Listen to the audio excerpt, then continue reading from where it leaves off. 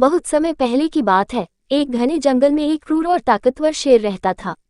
वह जंगल का राजा था और अपनी ताकत के बल पर सभी जानवरों पर अत्याचार करता था। हर दिन वह किसी न किसी जानवर को मारकर खा जाता, जिससे सारे जानवर डर में जी रहे थे। एक दिन जंगल के सभी जानवर इकट्ठा हुए और तय किया कि वे शेर के पास जाकर एक समझौता करेंगे। उन्होंने शेर से कहा, महाराज, यदि आप यूं ही हमें मारते रहेंगे तो एक दिन जंगल में कोई भी नहीं बचेगा। हम रोज एक जानवर को आपके भोजन के लिए भेज देंगे, जिससे आपको शिकार के लिए मेहनत भी नहीं करनी पड़ेगी। शेर को ये बात पसंद आए और उसने प्रस्ताव मान लिया।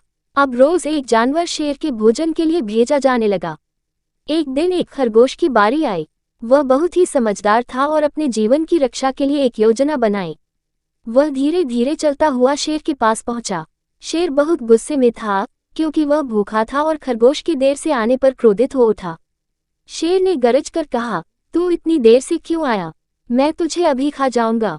खरगोश ने बड़ी शांति से कहा, महाराज, मैं समय पर ही आ रहा था, लेकिन रास्ते में मुझे एक और शेर मिला। वह कह रहा था कि वह इस जंगल का असली राजा है। उसने मुझे रोक लिया और कहा कि अब से तुम उसके आदेशों का पालन करोगे। ये सुनकर शेर को और गुस्सा आ गया। उसने दहाड़ते हुए कहा, कौन है वह दुस्साहसी?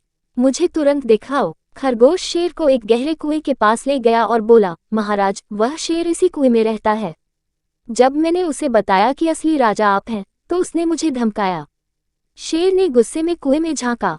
पानी में उसे अपनी ही परछाई दिखी, जो उसे एक और शेर जैसी लगी। उसने बिना कुछ सोचे समझे उस पर हमला करने के लिए कुएं में छलांग लगा दी और डूबकर मर गया।